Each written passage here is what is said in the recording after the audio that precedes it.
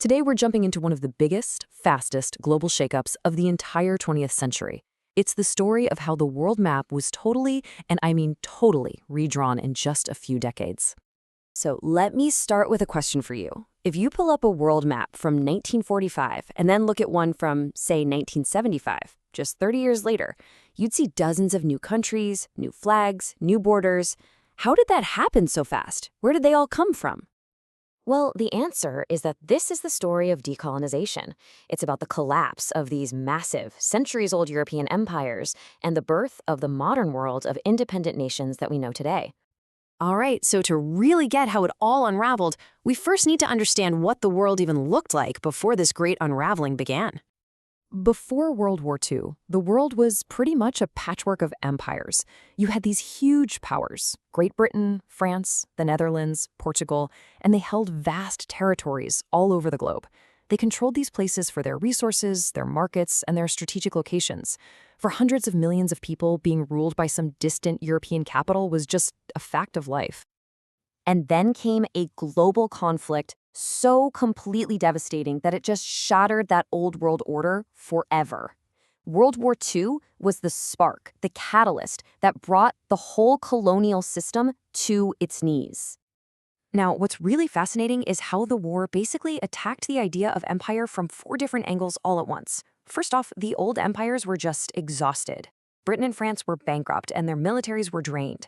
Second, 2 new superpowers rose from the ashes, the United States and the Soviet Union, and both of them, for their own different reasons, were against the old European style of empire. Third, the myth of European invincibility was completely shattered, especially in Asia, where Japan just rolled over the Western powers. All of a sudden, the rulers didn't seem so unbeatable anymore. And finally, you had the promise of freedom itself, an idea promoted by the Allies during the war in things like the Atlantic Charter, which called for the right of all people to choose their own government. And once an idea like that gets out, well, you can't really put it back in the box. So you've got weakened empires, this powerful new idea of freedom in the air, and that's when the first dominoes began to fall. And that first big wave of independence started in Asia. Really, the symbolic start of this whole new era was the independence of India in 1947. I mean, after decades of non-violent resistance, led by incredible figures like Mahatma Gandhi, Britain finally let go of its jewel in the crown. But the violent partition that created India and Pakistan was also a clear sign that the end of the British Empire itself was near. Just 2 years later, in 1949, Indonesia won its independence from the Dutch. But this was a totally different story. This was no peaceful handover. It only came after a really brutal 4-year war. Meanwhile, over in French Indochina, another bloody conflict was hitting its peak. In 1954, at the Battle of Dien Bien Phu, Vietnamese forces under Ho Chi Minh handed the French a stunning, decisive defeat. That loss effectively ended France's colonial project there, leading to independence for Vietnam, Laos, and Cambodia. So, what we're seeing here are the 2 main paths to freedom that were being carved out.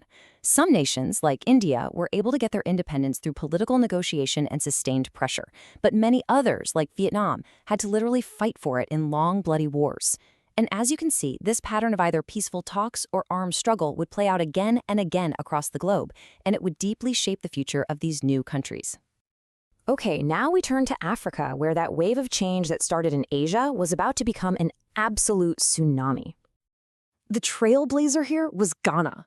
In 1957, led by the charismatic Kwame Nkrumah, it became the very first sub-Saharan African nation to break free from colonial rule. And its independence just sent this incredibly powerful message of hope and possibility across the entire continent. And then came 1960. Historians call it the Year of Africa, and for good reason. The pace of change was just staggering. In that 1 year alone, 17 new African nations declared their independence. In just a few months, countries we know today, like Nigeria, Senegal, and the Congo, all appeared on the world stage. The dam hadn't just cracked, it had completely burst. But independence wasn't the end of the story. Not by a long shot. Winning your freedom was one thing, but building a stable, prosperous nation, that's a whole different ballgame. The end of empire created a new world, yeah, but it also created a whole new set of very, very difficult problems. So the crucial thing to get here is that independence wasn't a magic wand. These new countries were born into a really complicated world, and the challenges were huge.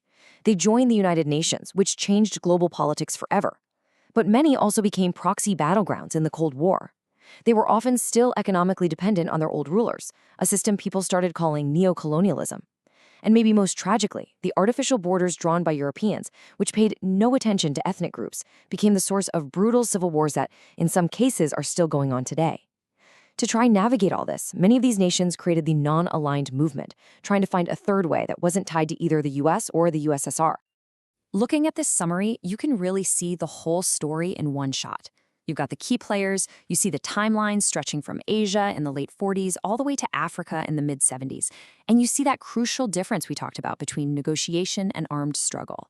From India's nonviolent path to Algeria's brutal guerrilla war with France, each story was unique, but they all fit into this bigger narrative of a world completely remaking itself. Which brings us to our final big question, something to really think about. The flags changed, new governments were formed, and the era of formal empires officially ended. But when you look at the economic ties, the political systems, and the cultural influences that are still around today, you have to ask, did that colonial influence ever truly disappear? It's a question that shows just how much the legacies of this era are still being unraveled today. Something to think about. Thanks for joining us.